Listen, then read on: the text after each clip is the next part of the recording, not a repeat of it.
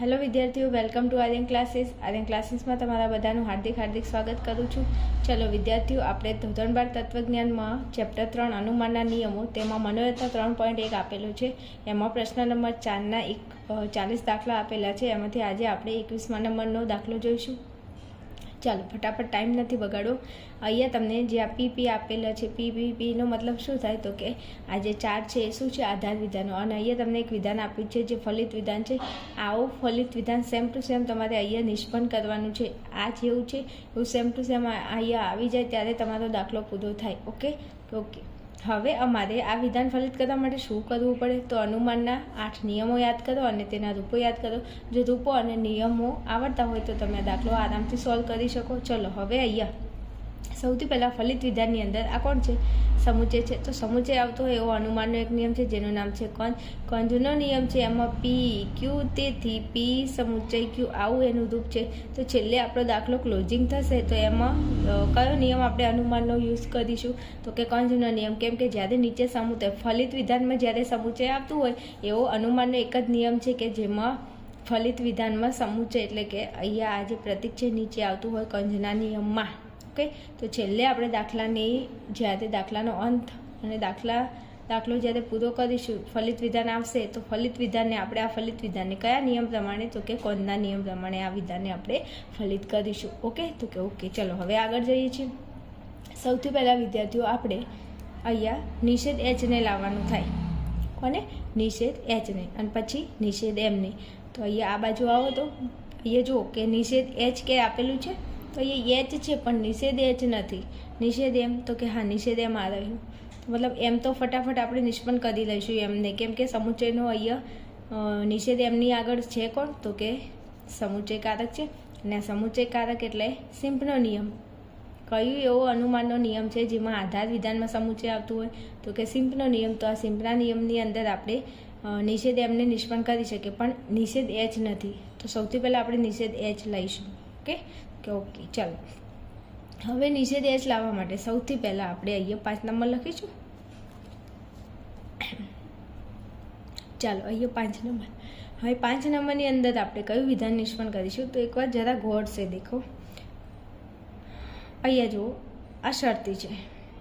બીજું અહીંયા જે એચ છે, અહીંયા એચ નિષેધમાં નથી, અહીંયા એચ નિષેધમાં છે. તો મતલબ કે આપણું જે વિધાન હશે એ શરતી હોય અને નિષેધ હોય. તો એક વસ્તુ તમે માઇન્ડમાં ફિટ કરી લો કે શરતી હોય નિષેધ હોય તો એમટીનો જ નિયમ આવે. કેમ કે એમટીનો નિયમ એવો છે જેમાં પી શરતી ક્યુ, નિષેધ ક્યુ, તેથી નિષેધ પી. એમટીનો નિયમ એવો છે જેમાં શરતીકારક પણ હોય છે અને નિષેધ પણ આવે છે. ચલો હવે આગળ જુઓ, અહીંયા ઉપર અહીંયા છે વિકલ્પન, છે કે નહીં? તો હા, વિકલ્પન આવતો હોય એવો અનુમાનનો નિયમ ડીએસનો નિયમ લખી દો. પી વિકલ્પન ક્યુ, નિષેધ પી, તેથી ક્યુ. આટલું થઈ ગયું. હવે અહીંયા સમુચય છે તો સમુચય આવતો હોય અનુમાનનો નિયમ સિમ્પનો નિયમ. ચલો હવે આ સિમ્પના દેખાય ના એટલે અહીંયા લખું છું સિમ્પનો નિયમ. સિમ્પના નિયમનું રૂપ શું થાય તો કે પી સમુચય ક્યુ, તેથી પી, તેથી ક્યુ. જરૂર હોય તો ક્યુને નિષ્પન્ન કરો અને જરૂર હોય તો પીને નિષ્પન્ન કરો. આટલું આપણી જોડે માળખું છે. ઓકે, હવે આપણે શરૂઆત ક્યાંથી કરીશું? આપણે ગમે તે કરીને એચ વિધાનને લાવવાનું છે. તો એચ લાવવા માટે પહેલાં આપણે અહીંયા પી વિકલ્પન ક્યુ છે ને પી વિકલ્પન ક્યુ અહીંયા પણ છે.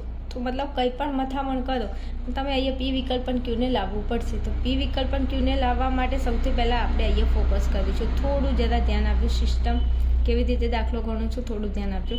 અહીંયા બીજા નંબરના આધાર વિધાનમાં આવો. અહીંયા જો નિષેધ એમ છે જેની આપણે જરૂર છે તો નિષેધ એમ આપણે છેલ્લે લાવશું. પહેલાં આપણે નિષેધ એચને લાવશું. તો હું અહીંયાથી એક વિધાનને નિષ્પન્ન કરું છું જેમાં છે નિષેધ એન. તો હું નિષેધ એનને નિષ્પન્ન કરું છું. કેમ? આગળ સમજાવું છું કેમ.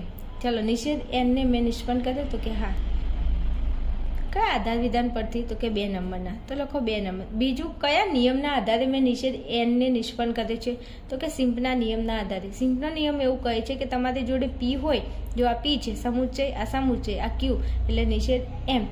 તો આ પી સમુચય ક્યુ હોય તો એમાંથી તમારે પીની જરૂર હોય, એનની જરૂર હોય. એન પીમાં છે તો પીને નિષ્પન્ન કરો, ક્યુની જરૂર હોય તો ક્યુને નિષ્પન્ન કરો. મારે આની પણ જરૂર છે ને આની પણ જરૂર છે. આને છેલ્લે નિષ્પન્ન કરીશ, આની હાલ જરૂર છે તો હું નિષેધ એનને નિષ્પન્ન કરું. તો અહીંયા નિષ્પન્ન કર્યું કયા નિયમના આધારે તો કે સિમ્પના નિયમના આધારે. ચલો આટલું થઈ ગયું. હવે જુઓ તો કે નિષેધ એન અહીંયા આવ્યો તો કે હા, હવે આપણો અહીંયા નિષેધ એન છે, તો તમે ઉપર ધ્યાન આપો કે એન તમને કઈ જગ્યાએ જોવા મળે છે. તો અહીંયા જો આ ત્રીજા નંબરમાં આપણું એન વિધાન છે, તો કે હા. હવે અહીંયા એનની આગળ કારક કયું છે? વિકલ્પન. તો વિકલ્પન આવતું હોય એવો અનુમાનનો નિયમ ડીએસનો જે મેં અહીંયા લખ્યો છે, તો હું અહીંયા આ નિયમને એપ્લાય કરું તો મારો થોડો જવાબ આવે, જેના ઉપર મારે જવું છે નિષેધ એચ ઉપર જવું છે. તો એ થોડું ધ્યાન આપજો.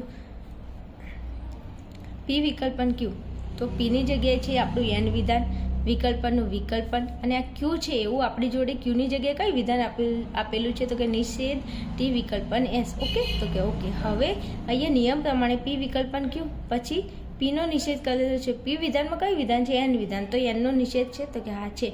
તો હવે જો એન એટલે પી વિધાનનો નિષેધ હોય તો નીચે ક્યુ વિધાન નિષ્પન્ન થાય, તો કે હા થાય. તો ક્યુ વિધાનમાં કયું વિધાન છે? તો કે ટી વિકલ્પન એસ. તો છઠ્ઠા નંબરે હું ટી વિકલ્પન એસ વિધાનને નીચે નિષ્પન્ન કરી શકું, તો કે 100%. હવે આપણે આ ટી વિકલ્પન એસને નિષ્પન્ન કરી, તો કે હા. કયા નંબરના આધાર વિધાન પરથી? ત્રીજા નંબર. અને અહીંયા જુઓ આ નિષેધ એન ક્યાં છે? તો કે પાંચમા નંબરે છે.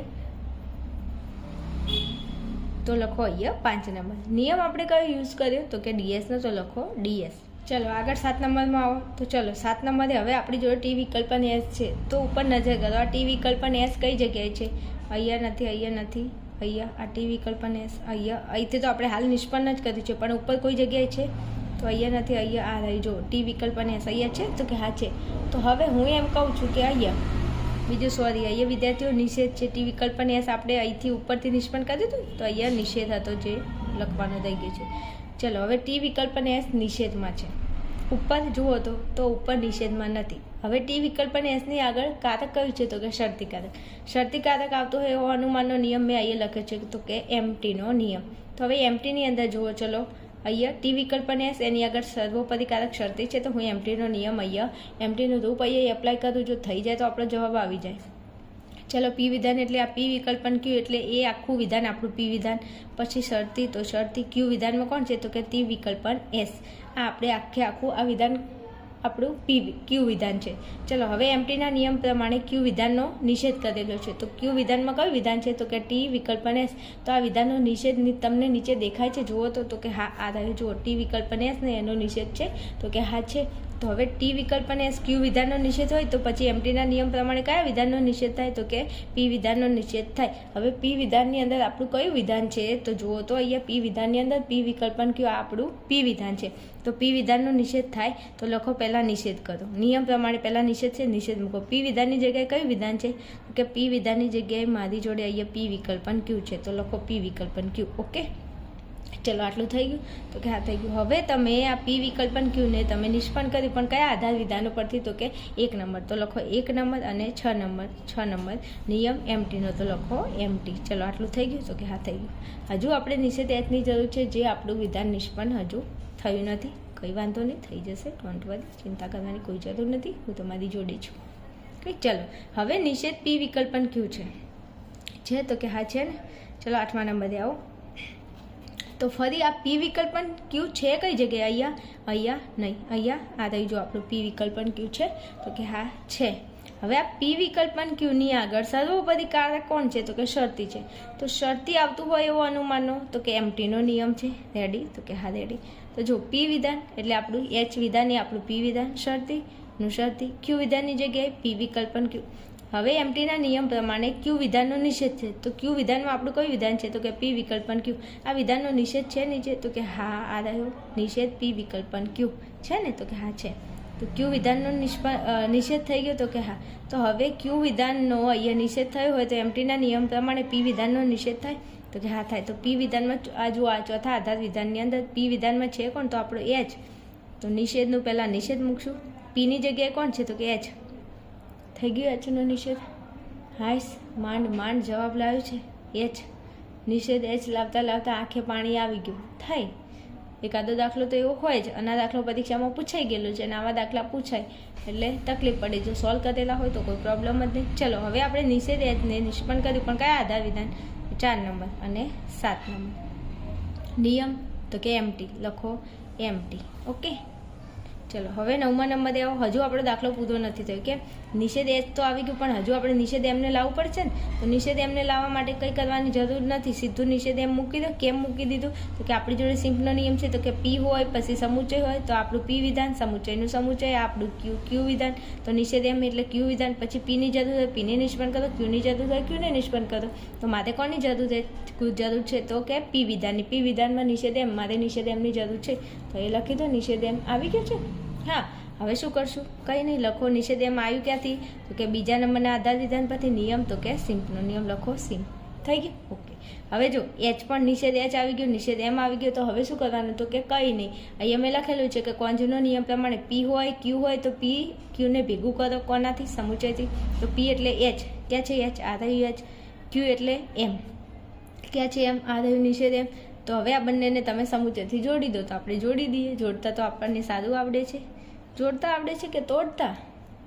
બધું આવડે. ચલો, નિષેધ એચ સમુચય નિષેધ એમ, નિષેધ એચ સમુચય નિષેધ એમ કયા નંબરના આધાર વિધાન પરથી? તો કે 8 નંબર. તો અહીંયા લખો 8 નંબર, અહીંયા 9 નંબર. બીજો નિયમ કોન્જનો નિયમ લખો કોન્જ. થઈ ગયો આપણો જવાબ. અહીંયા જેવો જવાબ હોય, અહીંયા જેવું વિધાન હોય એવું વિધાન સેમ ટુ સેમ અહીંયા નિષ્પન્ન થઈ જાય તો તમારો જવાબ સાચો, નહીં તો તમારો જવાબ ખોટો. આ કેવી રીતે મેં લાવ્યું એ તો તમને ખબર પડી ગઈ હશે, કેમ કે લગભગ મોટા ભાગે તમે ફલિત વિધાનમાં તમને સમુચય આપેલું છે એટલે કોન્જનો નિયમ તો આપણો હોટ ફેવરેટ થઈ ગયો છે. સિમ્પનો નિયમ પણ આપણો હોટ ફેવરેટ હોવો જોઈએ, કેમ કે કોન્જ અને સિમ્પ સૌથી વધારે ઉપયોગમાં લેવાતા અનુમાનના નિયમો છે. ઓકે ને? ઓકે, ચલો.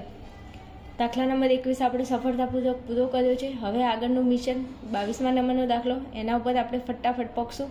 તમે આટલો દાખલો સોલ્વ કરી અને ફટાફટ દાખલા નંબર 22ની અંદર આવી જજો. ઓકે, ચલો મળીએ આપણે દાખલા નંબર 22માં. ત્યાં સુધી જોતા રહો આર્યન ક્લાસીસ. રોજ દાખલા જુઓ છો, વિડીયો જુઓ છો તો કહેવું ના પડે કે ચેનલને સબસ્ક્રાઇબ કરો. જો મજા આવતી હોય ભણવાની, દાખલા અને વિડીયો યુઝફુલ લાગતા હોય તો લાઇક શેર કોમેન્ટ કરી દેવાનું અને ચેનલને સબસ્ક્રાઇબ કરીને જવાનું. તમારા જે મિત્રો હોય એમની જોડે તમે આપણી ચેનલને અવશ્ય શેર કરી શકો છો. ઓકે, ચલો મળીએ આપણે નેક્સ્ટ વિડીયોમાં. ત્યાં સુધી જોતા રહો Aryan classes. Thanks for watching my video. Thank you so much.